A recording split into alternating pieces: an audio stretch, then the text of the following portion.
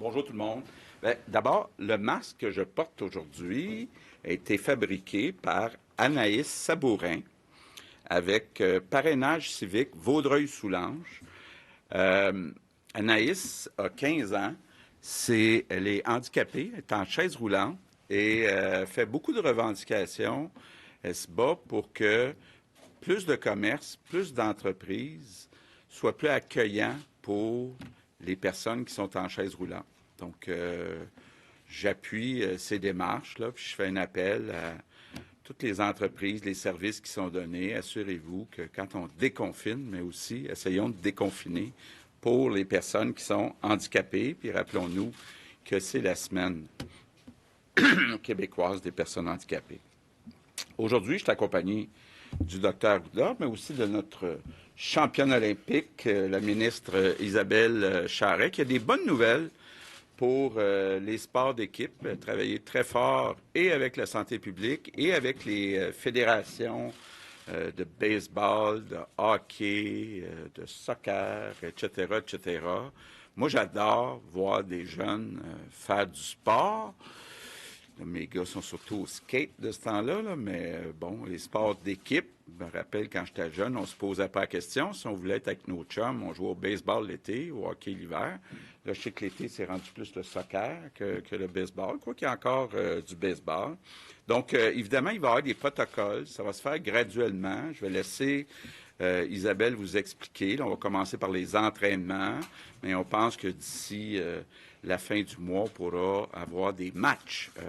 Parce que c'est ça qui est le fun aussi, une fois qu'on s'est bien entraîné.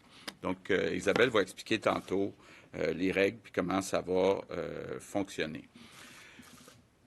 Je veux revenir sur la situation de la pandémie. Bon, vous le voyez dans les chiffres, là, quand on regarde les chiffres des dernières 24 heures, quand on regarde les hospitalisations, quand on regarde le nombre de cas, on s'en va dans la bonne direction.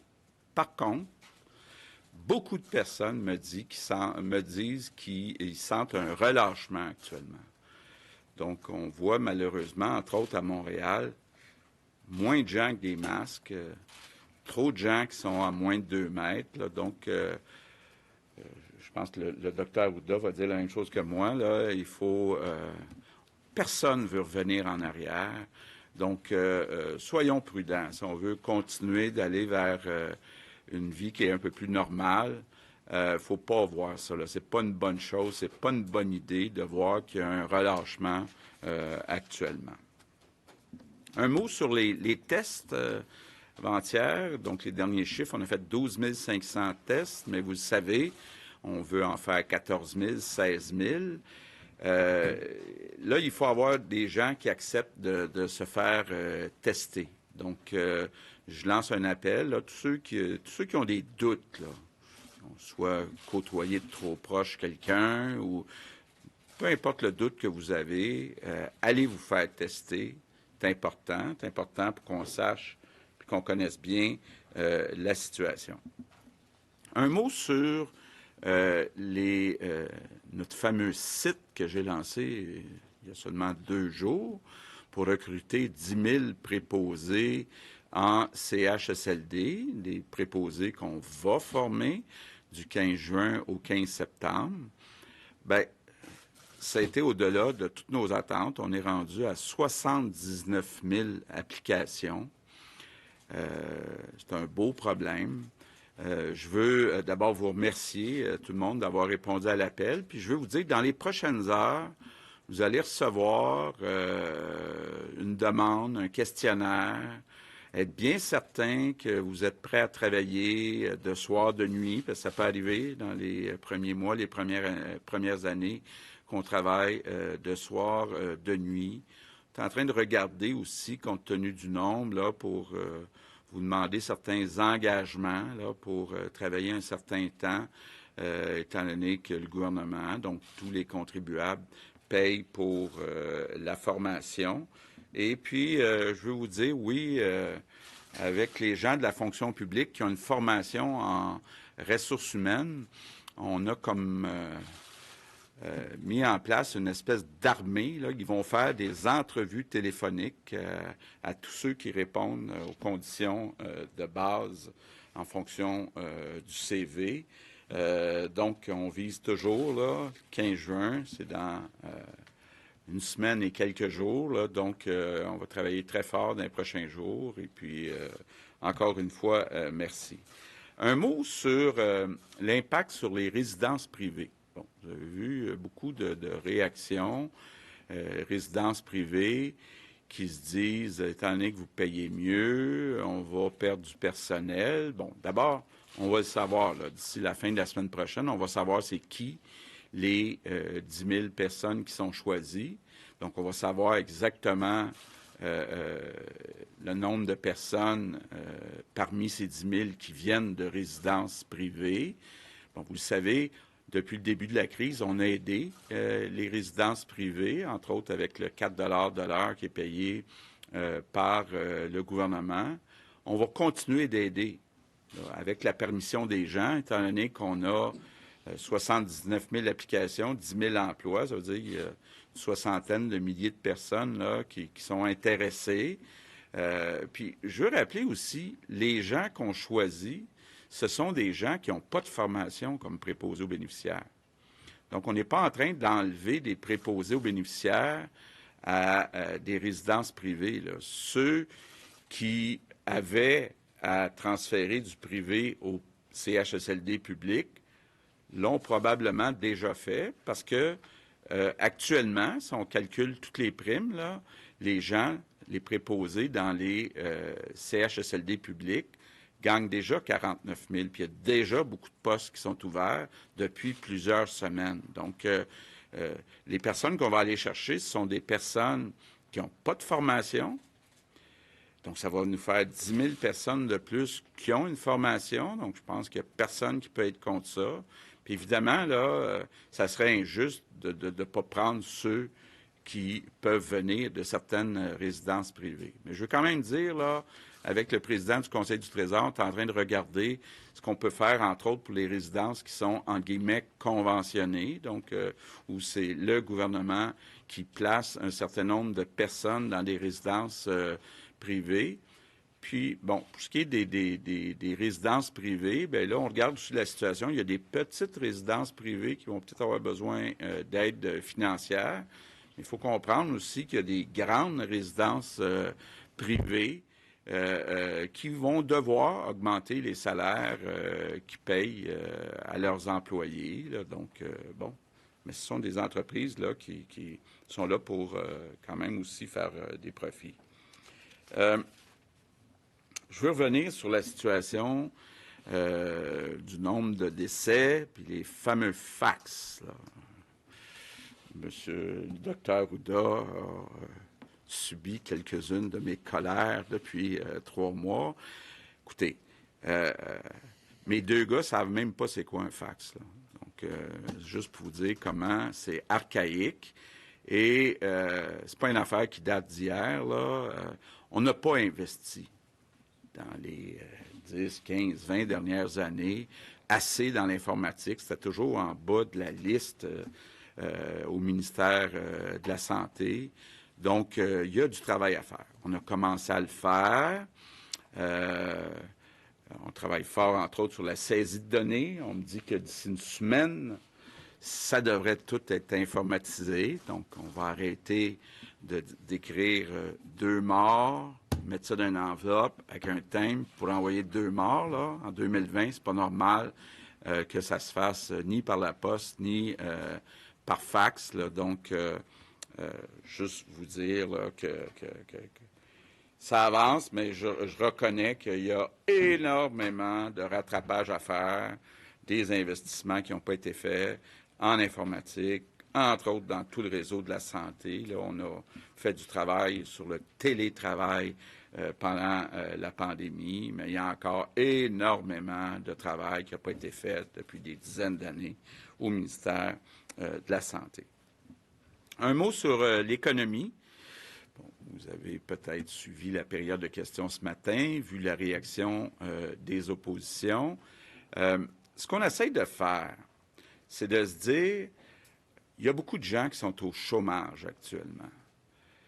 Il y a beaucoup d'entreprises privées qui souffrent dans certains secteurs en particulier, compagnies aériennes, les hôteliers, les restaurants.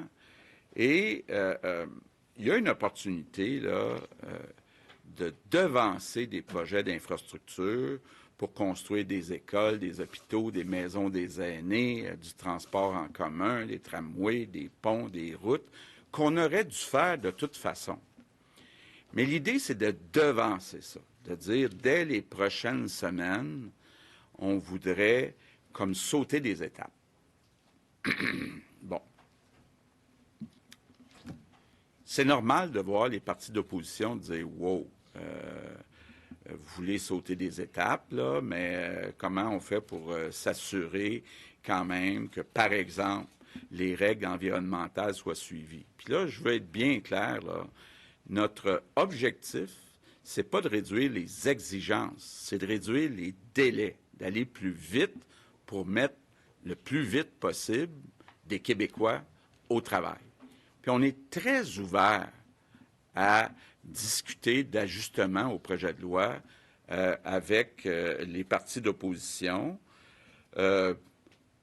On a fait un petit calcul. Là, quand on regarde les projets qui sont les 202 projets, là, il y en a à peu près 60 c'est dans des comtés de la CAQ, puis 40 dans des comtés des partis d'opposition, ce qui représente à peu près la répartition du nombre de députés, quoi qu'on voudrait en avoir plus que 60 là, donc pas négliger les autres comtés.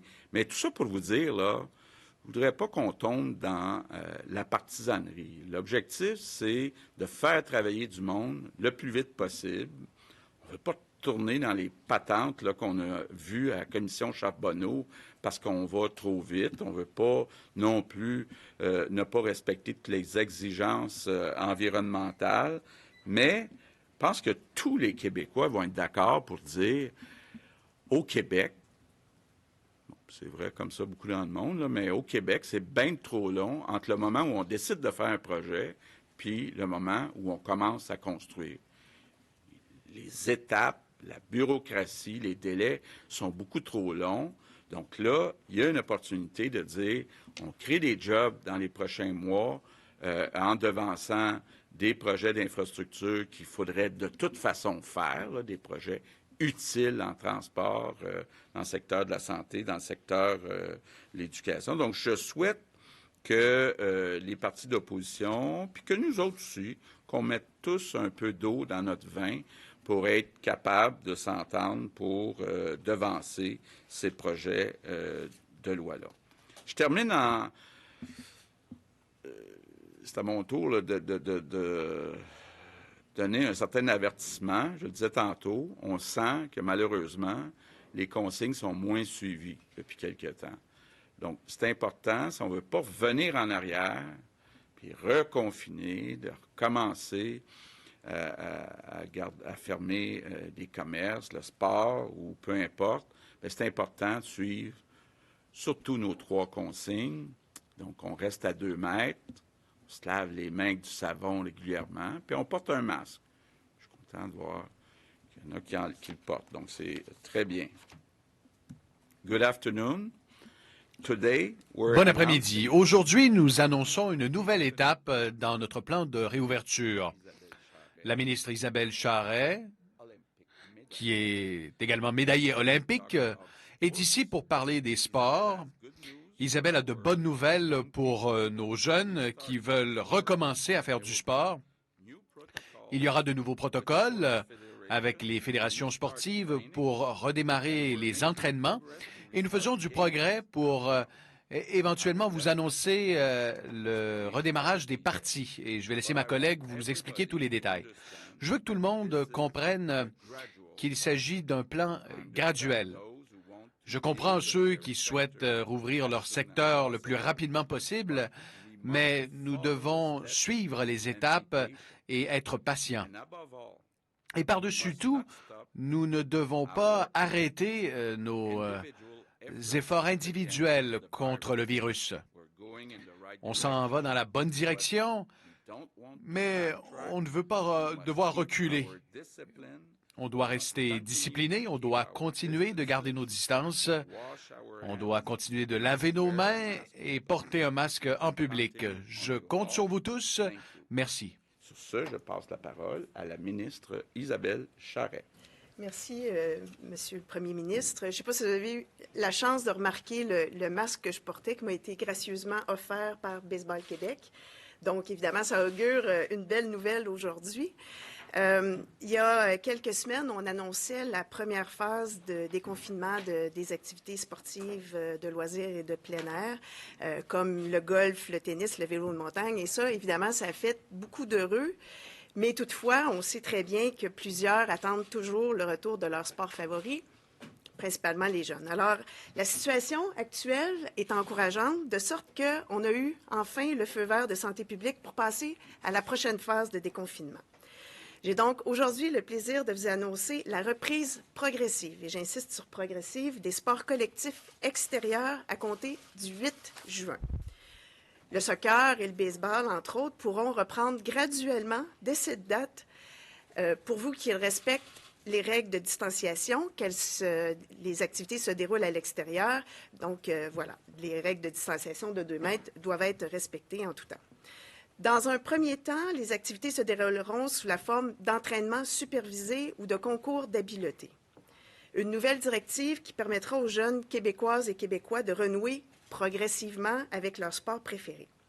Et pour encadrer cette pratique sportive dans la phase d'entraînement, les fédérations sportives, dont je salue le travail d'ailleurs, qui ont travaillé très fort à élaborer des guides de reprise pour les joueurs, pour les entraîneurs et les organisateurs, pour recommencer les activités, tout en respectant évidemment les principes de distanciation physique. Concernant la reprise des matchs dont vous avez fait allusion, pour les sports d'équipe, ils pourraient reprendre dès la fin du mois de juin. Cependant, les guides qui auront été préparés par les fédérations devront être approuvés par la santé publique. Alors, on se croise les doigts. Si tout va bien, à la fin juin, on va pouvoir reprendre une forme de match pour les sports d'équipe. Déjà, je vous le dis, Sport Québec, Baseball Québec, Hockey Québec et une trentaine de fédérations sportives ont préparé des protocoles de reprise qui seront analysés dans les prochains jours. Évidemment, on le rappelle, plusieurs adaptations devront être faites afin que la pratique des sports d'équipe permette à tous de demeurer en sécurité. Comme je le mentionnais lors de la première phase de reprise, il faut être conscient que le sport ne se jouera pas de la même façon cet été. Il faut être conscient qu'il y aura beaucoup d'adaptations à faire, mais j'ai quand même confiance que le plaisir sera au rendez-vous et je suis convaincue que nos jeunes, et certains moins jeunes aussi, pourront se réjouir de l'annonce d'aujourd'hui. En plus du retour des sports d'équipe, je confirme aussi que dès le 8 juin, les piscines privées ouvertes au public, par exemple les campings, pourront aussi rouvrir. Un guide a été préparé par l'Association des responsables aquatiques du Québec pour accompagner les propriétaires. Et finalement, la pratique supervisée de sport individuel est aussi maintenant permise. Comme les cours de yoga ou les activités de plein air guidées pourront, des activités qui se déroulent à l'extérieur, bien entendu, dans le respect de la consigne du 2 mètres, pourront aussi reprendre le 8 juin. Les nombreux adeptes de ces activités pourront se référer aux fédérations sportives québécoises ou aux organismes nationaux de loisirs qui mettront à leur disposition des guides de reprise des activités. En terminant, j'aimerais souligner et féliciter la patience des jeunes. Je sais, ils ont très hâte de retrouver leur sport, leurs activités. Alors, je les remercie de leur solidarité, je les remercie de leur résilience. Je peux imaginer à quel point c'est difficile pour eux d'être privés de leur passion. Alors, merci, puis gardez espoir, ça s'en vient. Et je pense que l'annonce d'aujourd'hui est un premier pas vers un retour encore plus grand. Et pour ceux qui vraiment sont affectés par la situation, je vous rappelle aussi qu'il y a des ressources, Sportaid entre autres, qui peut donner des ressources, qui peut être une écoute aussi pour les athlètes, pour les parents, mais aussi pour les entraîneurs. Mais je pense, encore une fois, que l'annonce d'aujourd'hui donne de l'espoir à tous ceux qui ont hâte de retrouver leurs activités favorites. Et je m'en réjouis et très contente de pouvoir vous annoncer ça aujourd'hui. Merci. Très bien, je vous remercie. Alors, pour la période des questions en français, nous allons débuter aujourd'hui avec Marie-Michel Sioui, Le Devoir. Oui, bonjour. En fait, vous dites qu'avec le projet de loi 61, M. Legault voulait remettre des Québécois au travail. Les chantiers de construction sont déjà ouverts, donc quels Québécois vous voulez remettre au travail? En fait, en quoi les chantiers vont profiter aux travailleurs de l'hôtellerie ou de la restauration, par exemple? D'abord, ce n'est pas tous les travailleurs de la construction qui sont au travail. Actuellement, il y a beaucoup de projets privés qui sont annulés ou reportés. Donc, ce qu'on veut faire, c'est de remplacer un peu le secteur privé par le secteur public, puis s'assurer, là, moi je l'ai dit souvent, je souhaite dans les prochaines semaines qu'il n'y ait pas un travailleur ou travailleuse de la construction qui soit chez eux, mais que tout le monde soit au travail. Puis en construisant des écoles, des hôpitaux, des routes, du transport collectif, bien, on va pouvoir faire travailler tous ces gens-là. Toujours au sujet du projet de loi 61, est-ce que c'est quelque chose que vous ne souhaitez pas de devoir prolonger l'état d'urgence sanitaire pendant 2 ans? Bien, écoutez, on ne sait pas, là. Je pense que personne ne le sait. Est-ce qu'il y aura une deuxième vague? Combien ça durera de temps?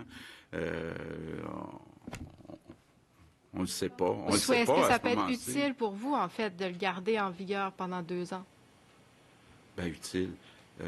Moi, si j'étais capable de savoir que demain matin, il y a un vaccin puis qu'on a plus besoin de l'urgence sanitaire, là, je serais le gars le plus heureux, mais on ne peut pas actuellement le savoir combien de temps. Il y a des experts qui disent que ça peut être 1 an, 2 ans, peut-être plus même.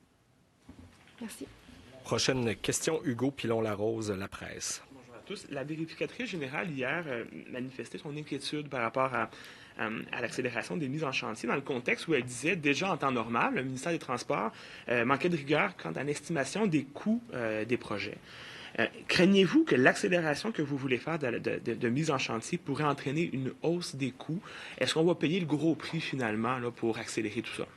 Bien, d'abord, comme je le disais, actuellement, malheureusement, c'est pas tout le secteur de la construction qui est occupé. Donc, techniquement, par le jeu de l'offre et la demande, on peut avoir une certaine assurance qu'il n'y aura pas une surinflation parce qu'il y a trop de projets par rapport à la capacité du secteur de la construction. Mais il faut toujours être prudent, puis il faut s'assurer, quand on dit qu'on va aller plus rapidement, là, il y a toutes sortes de délais des différents ministères, c'est très long. Et je donnais ce matin l'exemple de la ligne bleue du métro de Montréal. Bien là, on me dit, là, par exemple, si on n'avait pas un projet comme ça, là, il pourrait ne rien se passer pendant les 2 prochaines années. Parce que c'est compliqué, là. Il y a des expropriations, il y a des schémas qui doivent être faits. Nous, ce qu'on veut, c'est que ça soit bien fait, mais fait rapidement. Puis évidemment, de mettre en compétition les gens. Puis moi, j'ai très confiance en Christian Dubé, puis le président du Conseil du Trésor. Puis là, les différents ministres. Il y a 3 ministres qui sont surtout impliqués. Là. Donc, il y a la santé, il y a l'éducation, puis il y a le transport. Et on fait attention dans les 3 ministères là, qu'on s'assure qu'on obtienne les meilleurs prix possibles. Sur le succès que vous avez mentionné là, du recrutement, de la campagne de recrutement pour des préposés en CHSLD, j'aimerais comprendre comment vous pouvez prévenir l'exode des travailleurs, pas nécessairement des préposés bénéficiaires, mais des travailleurs qui sont dans les résidences pour personnes âgées ou dans les ressources intermédiaires. D'ailleurs, on m'explique que dans les ressources intermédiaires, les préposés n'ont pas de la formation pour pouvoir travailler en CHSLD. Donc, plusieurs pourraient décider d'être intéressés, de la suivre, cette formation-là, et quitter le réseau des ressources intermédiaires. Donc, qu'est-ce que vous pouvez faire pour empêcher cet exode, un exode qui pourrait survenir à quelques semaines ou mois d'une deuxième vague? Là, on pourrait créer un problème ailleurs pour une deuxième vague. Bon. D'abord, les 79 000 personnes qui ont appliqué là, sont des gens qui sont intéressés à s'occuper de nos aînés, mais qui n'ont pas de formation comme préposés aux bénéficiaires. Donc, ça, c'est important de garder ça en tête. Là.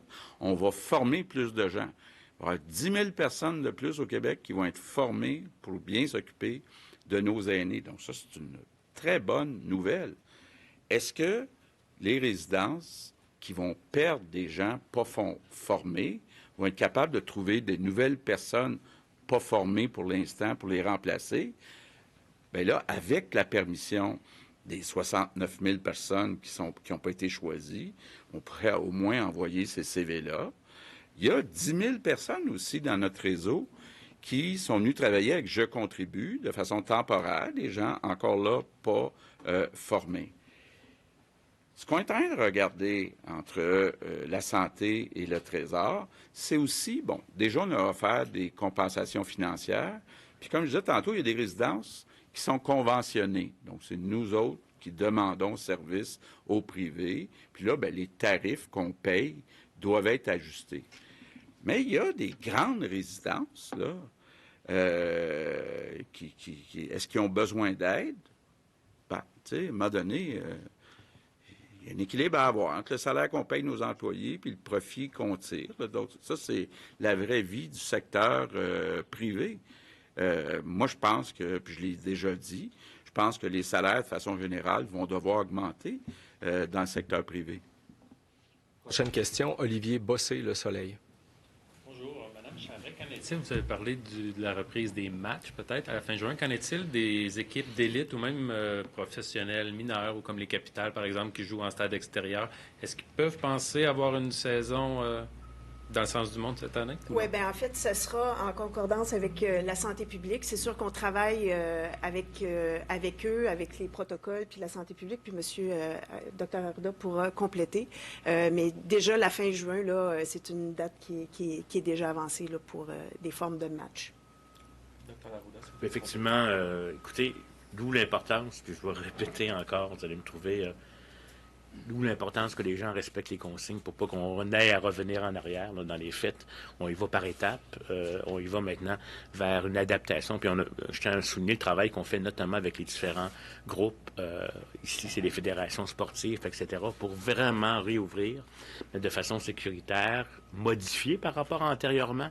Mais on va revenir à la normale si jamais tout ça est respecté le plus possible. Puis je voudrais en profiter pendant que j'ai la parole, si vous permettez, M. le Premier ministre, c'est qu'il y a des patients aussi maintenant qui ont des rendez-vous avec leurs médecins dans leur propre groupe de médecins de famille qui n'osent pas y aller parce qu'ils ont peur d'attraper la COVID-19.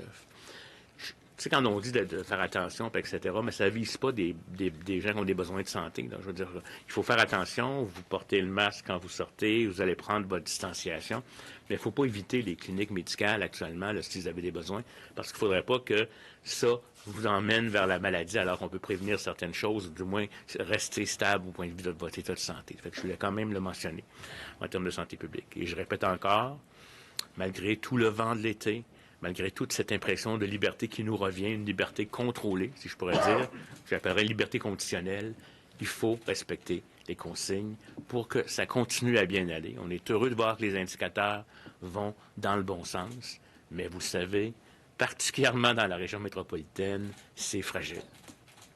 Merci. Une autre question, M. Legault. Depuis 2 semaines, vous ne donnez plus les chiffres au point de presse de 13 heures. Vous ne faites plus le bilan. Vous en avez parlé un peu tantôt. Il y a quand même, je comprends que ce n'est pas tout dans les dernières 24 heures, mais quand même 91 décès de plus. Pourquoi vous avez décidé dans les dernières semaines de plus dire ces chiffres-là? Est-ce que c'est parce que c'est plus derrière nous, ça va mieux? Ou... J'aimerais ça que vous Non, c'est une question de dire on vous donne les chiffres le matin, donc vous pouvez poser des questions. Il faut être prudent. Effectivement, aujourd'hui, si on regarde dans les derniers 24 heures, il y a 26 décès, c'est beaucoup trop. Mais on voit quand même sur les graphiques, là, quand on regarde les vrais jours de décès des personnes, qu'il y a une amélioration. Donc, bon. Moi, je pense que c'est important de passer certains messages. Là. Les données sont disponibles. Vous les avez le matin. Mais il n'y a pas de raison spécifique pourquoi je les répète pas l'après-midi. Maintenant, au tour de Geneviève Lajoie, Journal de Québec, Journal de Montréal. Bonjour à vous trois. D'abord, M. Legault, vous étiez un peu exprimé sur la comptabilité par fax et par la poste. Mais est-ce que cette façon de faire que vous avez vous-même qualifiée d'archaïque, là, est-ce que ça a pu fausser les résultats, puis même retarder certaines des décisions, puisqu'on n'avait pas l'heure juste en temps réel? Je pense pas. Je pense pas parce qu'il faut quand même comprendre là, que sur le terrain, ce sont surtout des directives de principe qui sont données, puis c'est à chaque CIS ou CIUS de s'assurer que dans ces établissements, les directives soient mises en place. Puis, j'ose croire qu'eux autres suivent exactement la situation. Maintenant, pour ce qui est des rapports qui sont faits manuellement ou presque sur les données, ben, il est temps en 2020 qu'on change ça là, pour que nous, à Québec, on ait les données exactes là, le plus vite possible. Je sais pas si... Oui, peut-être. Je peux vous rassurer, là, la statistique, on essaie toujours d'avoir le meilleur portrait en temps réel, là, mais c'est pas toujours possible pour toutes sortes de raisons. Puis avec un système archaïque comme on a, là, ça peut être. Puis vous allez voir, dans toutes les maladies à déclaration obligatoire, après l'année, on prend 3 mois de validation de données pour être capable de venir corriger. Mais pour ce qui est des décisions qu'on a prises, si jamais il y avait 14 cas de plus dans cette journée-là, puis qu'elles vont apparaître seulement quelques semaines plus tard, ça n'a pas changé. Il y a une différence de 14 cas. De toute façon, l'action, elle est prise. Je ne sais pas si vous comprenez que ce soit... et ce qui est important, c'est ce qui se passe sur le terrain, effectivement, en termes d'intervention, en termes de déclaration, pour avoir le meilleur portrait possible pour prendre des décisions. Puis quand on regarde aussi, quand on fait des corrections en temps réel, dans les courbes, ça peut donner l'impression, comme quand on vous dit qu'il y a 91 décès aujourd'hui, mais il y en a 26 qui datent du mois d'avril, 40 qui datent du mois de mai, puis comme dit le ministre, il y en a 24 qui sont tout récents. C'est les 24 tout récents qui nous indiquent quelle est la tendance. Puis si vous voyez la courbe qu'on a fait, on réajuste à mesure. Il y a des juridictions qui décident de réajuster seulement après 3 mois, quand les rapports finaux se font, etc. Mais c'est très clair qu'on a une leçon. Monsieur le Premier ministre ne comprenait pas qu'on ne puisse pas compter des décès, et je le comprends, mais c'est très complexe pour valider les COP, etc. Mais on est en train d'informatiser, notamment un formulaire que ça fait longtemps qu'on voulait informatiser, ça va se faire rapidement. Donc, on va essayer d'avoir les chiffres les plus précis, mais vous n'aurez jamais dans aucun système un temps réel exactement tous les cas parce qu'il y a des validations à faire. Puis, ça se peut même qu'il y a des cas qui a été, après validation, des histoires, des tests de laboratoire qui sont rentrés plus tard, qui ont été considérés positifs, qui vont devenir négatifs. Ça arrive, ça. Il y a toujours une certaine variation dans la qualité des données. Je vous dirais que dans le contexte de la pandémie, la quantité des nombreux milieux qui ont été ouverts, des gens qui ne déclarent pas absolument les décès de cette façon-là, je peux vous dire qu'on est relativement proche du nombre réel comme tel, mais c'est pas parfait, c'est pas idéal, mais ça n'a pas d'impact sur la décision. Ce qui me préoccuperait, moi, c'est beaucoup plus des cas récents que des cas qu'on a récupérés dans le temps. Puis ça, pour ce qui est des cas récents, on est, je pense, à part 4-5 jours, parce que des fois, c'est des processus qui sont longs, là, les chiffres sont adéquats. Mais que ce soit 14 ou 17 hier, la décision va être la même par rapport à l'impact. Sous question, Mme Lajoie? Oui, Madame Charret, pour préciser certaines... Fait qu'aujourd'hui, là, si on comprend bien, vous donnez le feu vert à quel sport collectif exactement? Et j'aimerais savoir si déjà, à la fin juin, on va pouvoir faire des matchs de soccer, c'est qu'il n'y a plus de distanciation sociale de 2 mètres. Donc, pour répondre à votre question, aujourd'hui, mais en fait, lundi, le 8 juin, on donne la permission à tous les sports collectifs qui se pratiquent à l'extérieur. Donc, le hockey pourrait se faire à l'extérieur, que ce soit avec une adaptation hockey-ball ou quoi que ce soit, ou des entraînements supervisés, parce qu'on parle d'entraînement supervisé. Donc, tout ce qui se fait à l'extérieur est permis. Maintenant, quand on parlait de match, il faut se rappeler qu'on parle toujours de match adapté. Hein. J'ai vraiment mis l'emphase sur le fait qu'il y aura une adaptation nécessaire. Le sport, comme on le connaissait, devra être adapté. C'est pour ça que les protocoles ou les guides devront être approuvés par la santé publique. Donc, la mesure de distanciation de 2 mètres est encore valable. Et encore une fois, le nombre de joueurs qui seront sur le terrain, quelle interaction il peut y avoir et tout ça, ce sera à valider avec la santé publique. Mais la norme de distanciation tient encore. Il sera nécessaire de faire une adaptation du sport tel qu'on le connaît. Et certains sports sont plus facilement adaptables que d'autres. Le baseball, entre autres, est plus facilement adaptable que le soccer, mais que le basketball aussi. Mais ce sera travaillé avec la santé publique. Je pense que les fédérations, ce sont eux qui connaissent le mieux leur jeu et qui peuvent voir à changer un peu la réglementation ou les approches, certains contacts qui peut avoir lieu dans ce contexte-ci pour essayer de respecter des choses. C'est toujours les mêmes principes, hein? Une distanciation de 2 mètres. Peut-être qu'un jour, la distanciation va baisser à 1 mètre, là. Particulièrement quand c'est des personnes jeunes, parce que le risque de maladie est moins grand. On suit ce qui se passe dans la littérature, puis je tiens à le dire, ce qu'on dit aujourd'hui est vrai aujourd'hui. Ce que ça va être demain, en fonction de la science, ça peut changer. Mais je pense qu'on veut le faire. comme tel, puis travailler ça avec les acteurs clés, c'est comme dans toutes les industries qu'on a ouvertes, etc. C'est eux qui sont en mesure de mieux dire, et ils sont souvent très innovants dans leurs approches, tant et aussi longtemps qu'on collabore, puis après ça, on discute, on interagit, puis on approuve à ce moment-là qu'on pense que c'est acceptable. Prochaine question, Louis Lacroix, Cogeco Nouvelles. Bonjour, M. Legault, Mme Charret, Dr. Arruda. J'aimerais ça que vous m'expliquiez, Mme Charret, comment on peut faire un match de soccer à 2 mètres de distance. Parce qu'à un moment donné, il faut essayer d'enlever le ballon à l'autre. C'est la nature du sport. Alors, ça va prendre des grands jambes. Je ne sais pas. Comment ça va marcher? C'est des souliers de patoff? Ça marche comment? Dr. Arruda en faisait mention de la créativité des sports et ces protocoles-là seront à mettre en place avec les différentes fédérations. Puis on se fie évidemment aux acteurs qui connaissent le mieux le sport à faire les adaptations nécessaires et on verra aussi avec l'évolution des directives. Mais maintenant, dans un premier temps, on se concentre sur l'entraînement des joueurs. Puis, pour avoir fait un peu de sport dans ma vie, on est en phase de préparation. Donc là, on se concentre pour donner accès aux jeunes à une certaine forme d'entraînement. Donc, ils vont développer des habiletés, ils pourront avoir des concours d'agilité, des trucs comme ça, qui vont se faire en préparation d'une phase qui sera évidemment en fonction de ce qu'on a comme directive, mais il faut se rappeler qu'on est dans un contexte de pandémie. Donc, le sport, comme on le connaissait, il faut le réimaginer et il sera adapté, puis avec l'aval de la santé publique. Je n'ai pas participé aux discussions spécifiquement par rapport au soccer.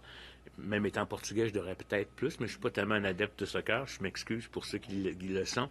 Mais je veux juste dire, dans le fond, il va y avoir des... Il faut voir aussi que les croisements des personnes rapidement, c'est pas le même élément que de rester à côté de quelqu'un pendant un certain élément. On va voir comment ça va être organisé. Mais je voudrais mentionner aussi pour ceux qui n'ont pas connu Patoff, c'était des souliers en très long en ballon, parce qu'il y a une génération qui n'a pas connu Patoff.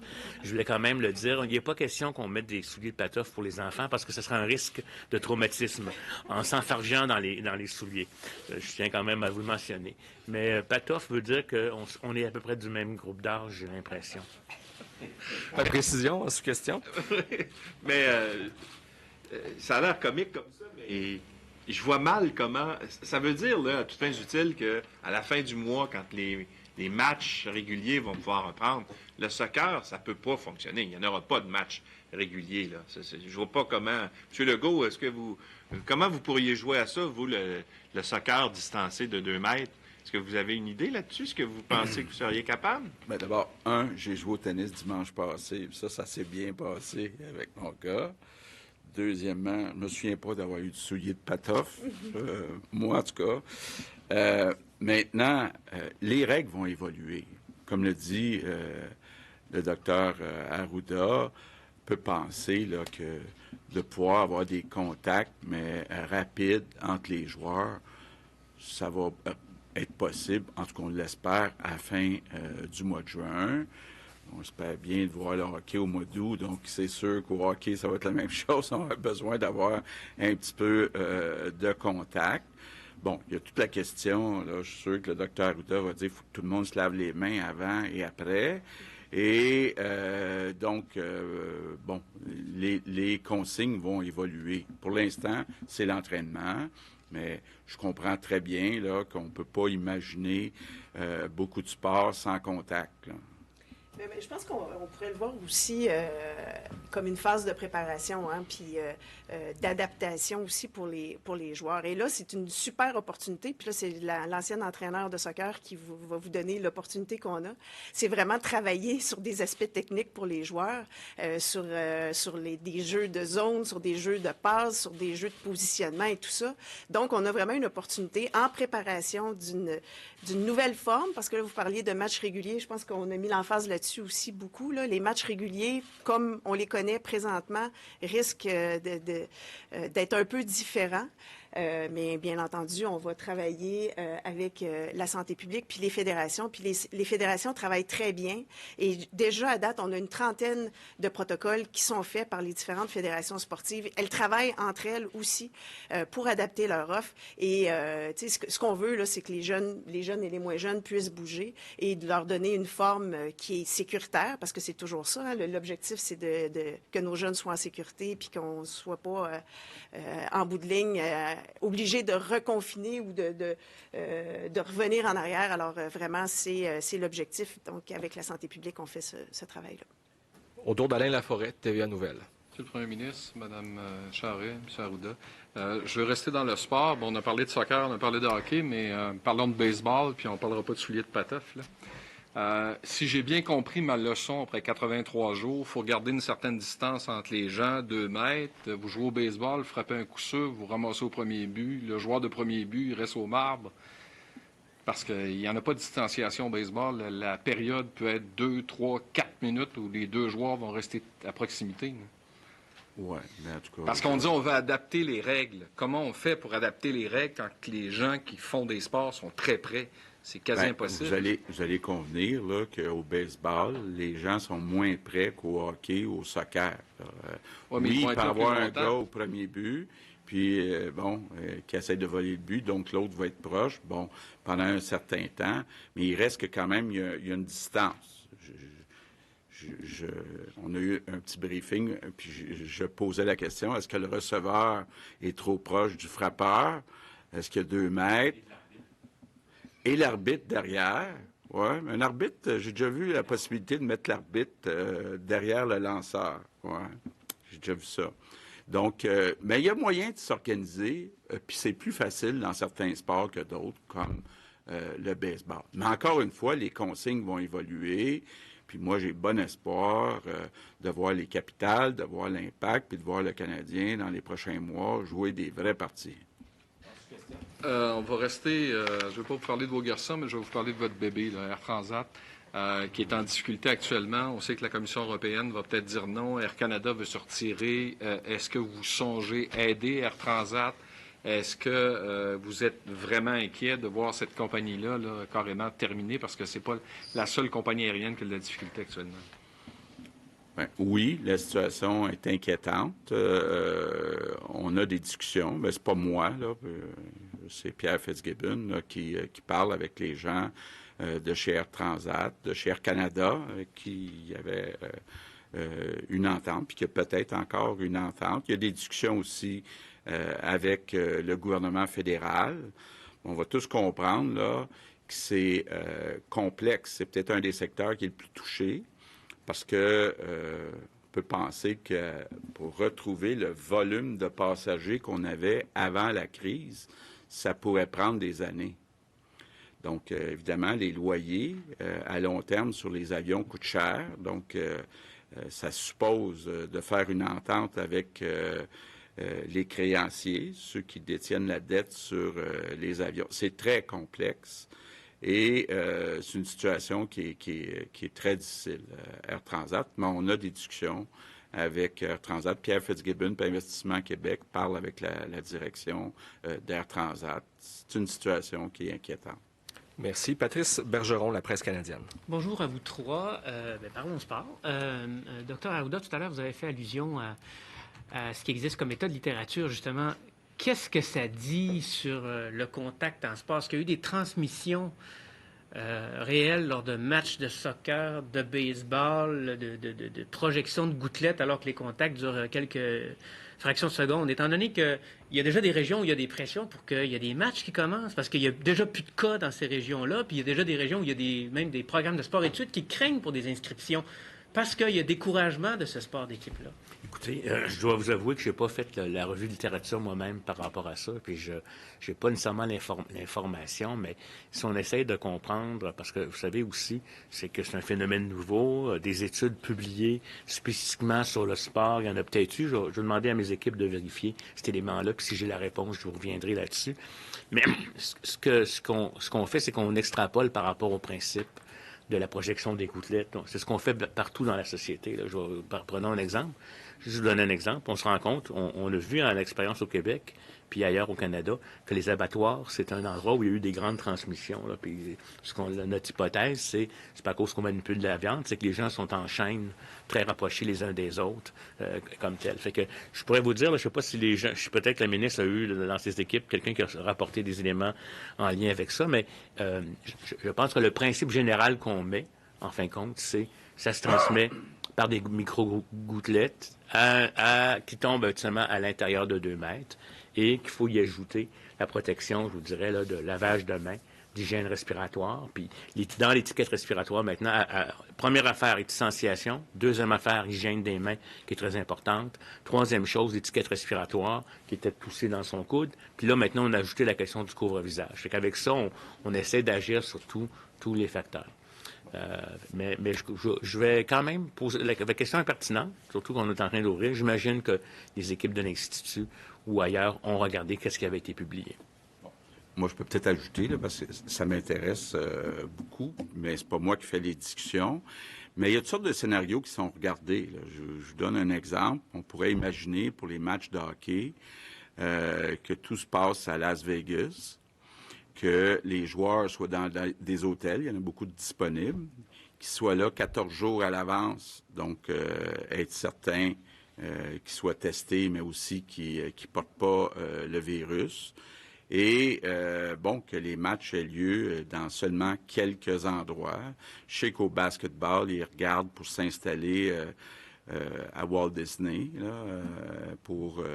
là où il y a beaucoup d'hôtels, puis il y a des gymnases pour la pratique. Mais évidemment, là, si les joueurs acceptent d'être en quarantaine pendant 14 jours, d'être testés, bien là, si tous les joueurs, on est certain qu'ils n'ont pas le virus, bien, ils peuvent jouer, puis ne peuvent pas se donner le virus les uns les autres. Là.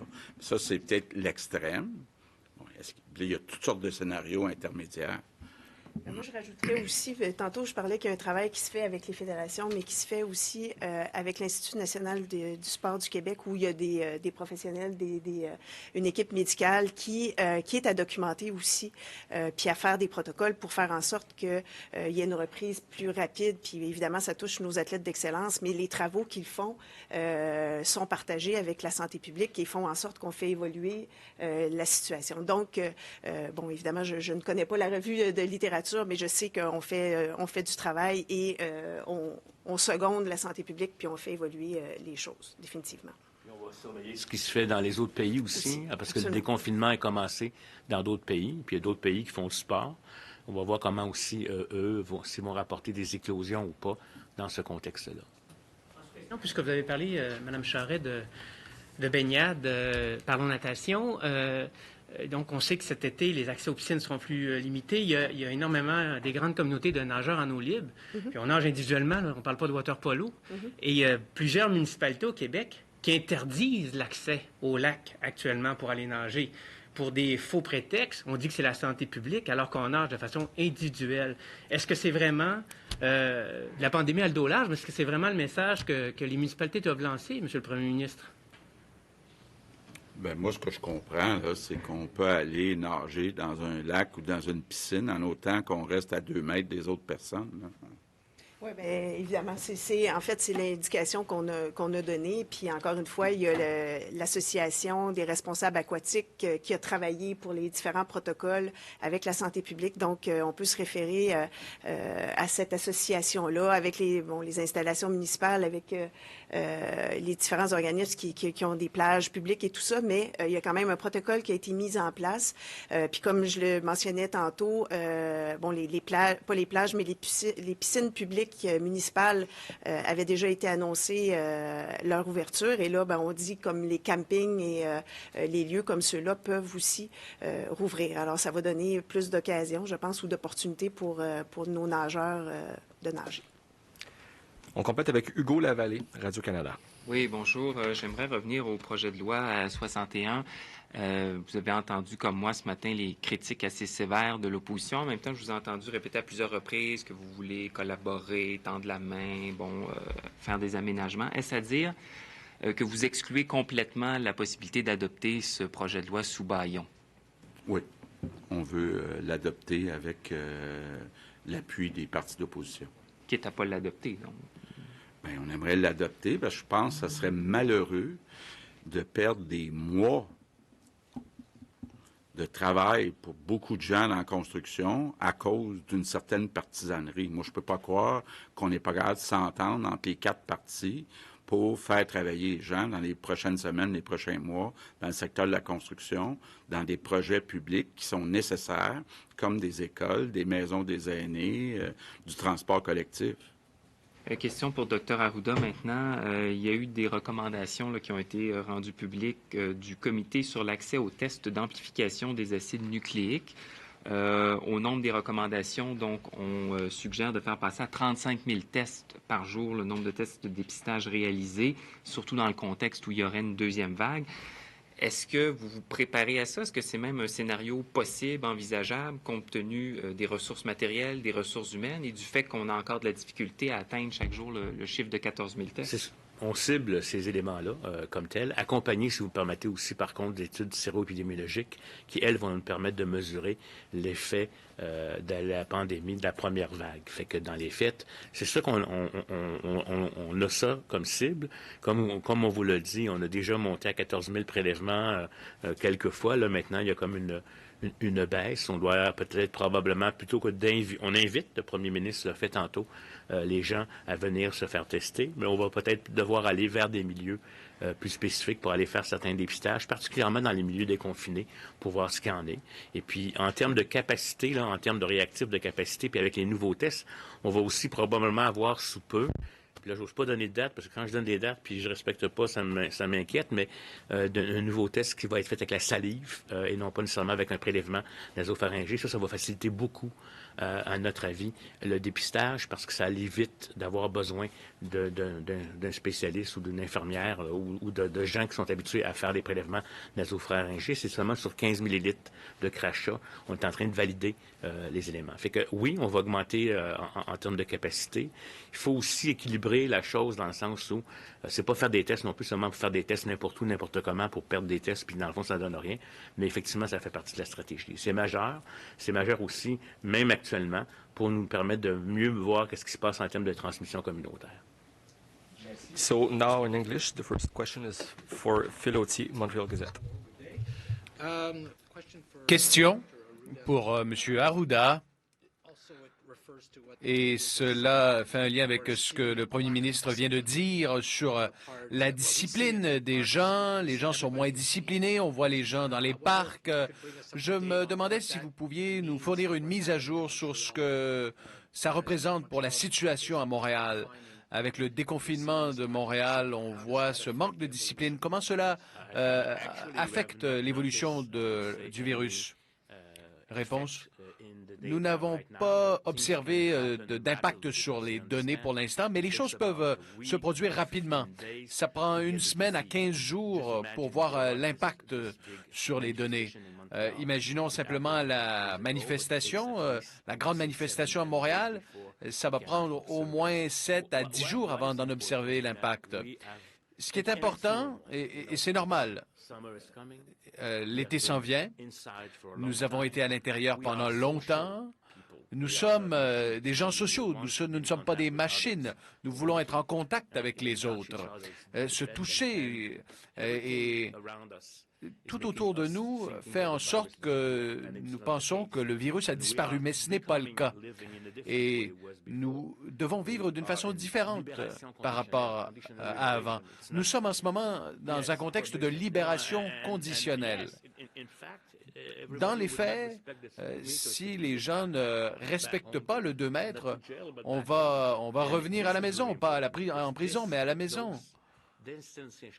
Ces mesures, cette distanciation pour éviter les contacts rapprochés, c'est ce qui va nous permettre d'éviter une transmission d'une personne à l'autre et à l'autre et à l'autre. Alors, s'il vous plaît, comme le premier ministre l'a dit, gardez votre distance de 2 mètres lorsque vous sortez. Assurez-vous, si vous avez des symptômes ou si vous êtes malade, d'être testé. Utilisez un masque lorsque vous sortez de la maison et que vous ne pouvez pas respecter le 2 mètres. Et lavez-vous les mains le plus souvent possible. Parole. Right, sorry. OK, thank you. On apprend toujours des choses chaque jour. Question. Nous avons maintenant 91 nouveaux décès, plus de 500 au cours des derniers jours, mais le nombre de personnes qui contractent le virus semble diminuer. Pourquoi y a-t-il autant de décès alors? Réponse.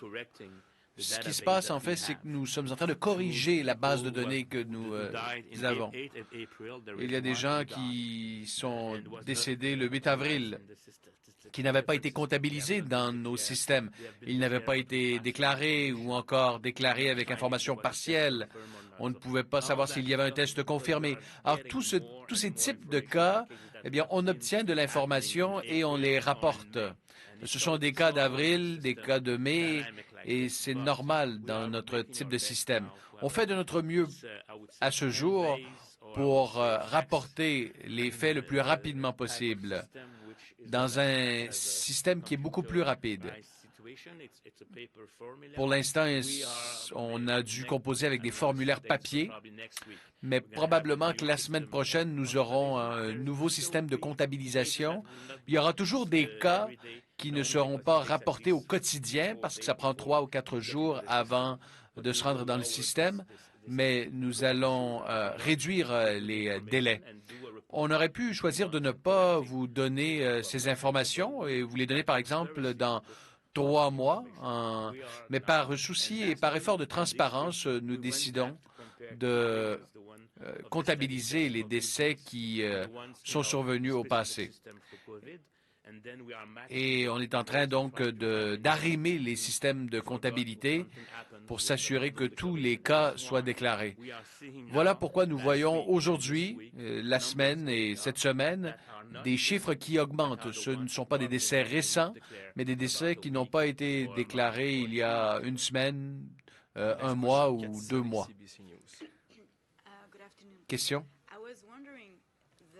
Bon après-midi. Je me demandais, les parents qui vous regardent en ce moment, ceux qui pourraient croire que les directives, le nombre de joueurs, la distanciation physique pour leur enfant qui joue,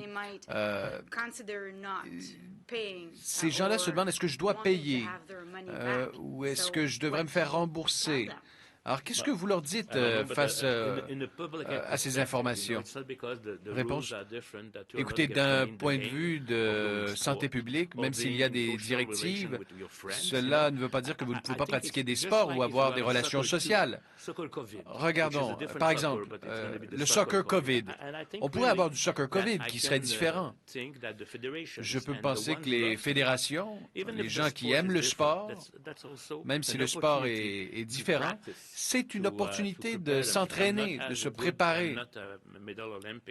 Je ne suis pas un médaillé olympique, je ne suis pas très bon dans les sports. Je peux vous dire une chose, c'est que j'étais toujours le dernier à être choisi dans les sports, mais je vais demander à Mme Charest de répondre, et c'est pour ça que je suis devenu docteur, d'ailleurs.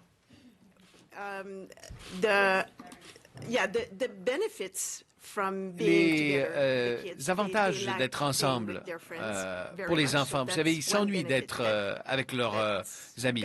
C'est un des avantages de ce qui pourra se produire à partir de lundi prochain. Et il y aura également des bénéfices physiques. Les jeunes vont jouer, vont développer des compétences, des habiletés.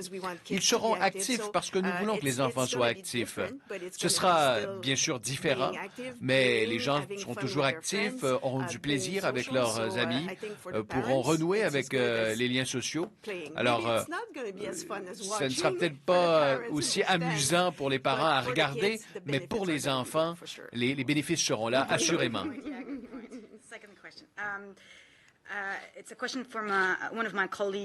Question. J'ai une question pour un de mes collègues. Le Comité de la santé au Québec ne recommande pas des campagnes de tests à large échelle pour les gens asymptomatiques. C'est un rapport qui a été rendu public le 29 mai et on suggère également pour les travailleurs de la santé qui travaillent dans les zones chaude, les tests ne sont pas une priorité. Alors, il est un peu étrange que vous augmentiez le nombre de tests et que ce comité formule ce genre de recommandations qui, dans une certaine mesure, limite le nombre de tests. Réponse. Bon, premièrement, il s'agit d'une recommandation, il ne s'agit pas d'une directive de la santé publique. Ce sont des informations fondées sur différentes analyses. On ne va pas seulement regarder les tests de dépistage, on va aussi se baser sur les tests sérologiques. Parce que si vous testez les gens de la population lorsqu'il n'y a pas beaucoup de transmission, vous allez perdre beaucoup d'énergie pour rien. Mais si vous tester le sang.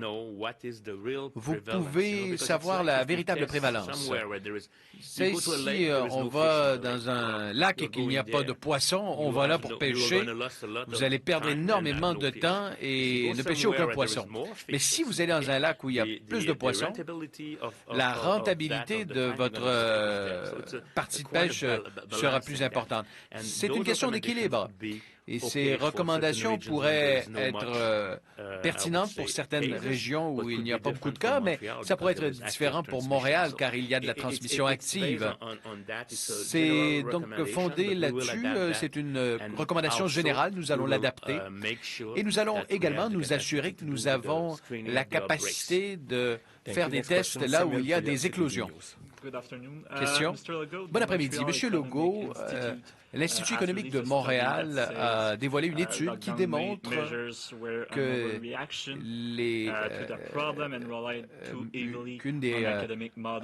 un des impacts de la pandémie pourrait éventuellement avoir davantage de désastres économiques que de pertes de vie humaines. Avez-vous lu le rapport? Êtes-vous d'accord? Réponse. Je ne suis pas d'accord avec la conclusion que le confinement était exagéré. Nous avons pris la décision avec l'information disponible à ce moment. Et si on devrait recommencer demain, je pense qu'il serait important de mettre toutes les chances de notre côté pour empêcher la propagation du virus. La meilleure façon de faire, c'était de fermer les entreprises. Je pense que c'était la bonne décision. Question. Madame Charret, comment pouvez-vous vous assurer durant les parties que les joueurs respectent les mesures de distanciation et pour ce qui est du soccer, par exemple, comment les parties seront jouées et comment s'assurer qu'il n'y a pas d'exposition au virus? Réponse. Je suis assez confiante. La façon dont les enfants, vous savez, ont réagi lors du retour en classe, comment ils ont respecté les différentes mesures. Je suis assez confiante à l'effet que les gens vont respecter les directives dans le sport. C'est la responsabilité des organisations et des fédérations de s'assurer que leurs membres respectent ces directives. Encore, l'objectif de cela, c'est de s'assurer que nous ne revenions pas en confinement. Je suis assez persuadé que les gens vont respecter les règles. Le sport, comme je l'ai dit, sera différent parce que nous avons différentes mesures à respecter. La distanciation de 2 mètres, le lavage de la balle avant de commencer la partie, mais les fédérations en ce moment élaborent des protocoles en collaboration avec la santé publique et ce afin de s'assurer que nous avons des endroits sécuritaires pour les enfants. Question. Pourquoi avez-vous décidé d'assouplir les ratios pour les camps de jour? Est-ce qu'il y aura de nouveaux assouplissements? Excusez-moi, il faudrait répéter la question. Pourquoi avez-vous décidé d'assouplir le nombre les ratios dans les camps de jour? Réponse. Comme vous le savez, on est rendu plus loin dans notre processus. Il y a moins de risques, de nouvelles données sur la transmission chez les jeunes sont venus à notre connaissance. Les risques de la maladie sont moins importants que ce que nous croyons. Regardons ce qui s'est passé dans les écoles. Il y a eu des cas, mais l'impact sur la santé était minime. Nous allons probablement commencer les camps de jour avec moins de jeunes et ensuite augmenter le nombre. Si on fait cela, plus de jeunes auront accès au camp de jour. Et désolé, j'étais en train de répondre à une urgence au téléphone. Alors, je vais mettre mon téléphone là et je suis désolé pour cela. Je vais vous demander quelle urgence. Ce n'est pas une urgence professionnelle. L'autre partie de la question, avec plus d'enfants, c'est-à-dire dans les camps de jour, est-ce qu'il y aura d'autres assouplissements? Réponse, nous sommes en train d'évaluer cela. Même nos pédiatres ont dit que nous devrions peut-être abolir le 2 mètres ou peut-être même ramener ça à 1 mètre de distance entre les enfants. Il pourrait également considérer les groupes de jeunes comme des bulles familiales. Tous ces scénarios seront analysés. Si on regarde, par exemple, le scénario de la réouverture des écoles en septembre, en août, on va voir comment on va gérer cela, basé sur nos expériences ailleurs à travers le monde et ici même au Québec, dans les régions à l'extérieur de Montréal. Toute dernière question pour le premier ministre Legault. L'armée semble se retirer des CHSLD. Comment vont les discussions en ce moment au sujet de la présence de l'armée? Réponse. Nous avons encore des discussions et je suis confiant de pouvoir garder les centaines de soldats dans nos CHSLD jusqu'en septembre.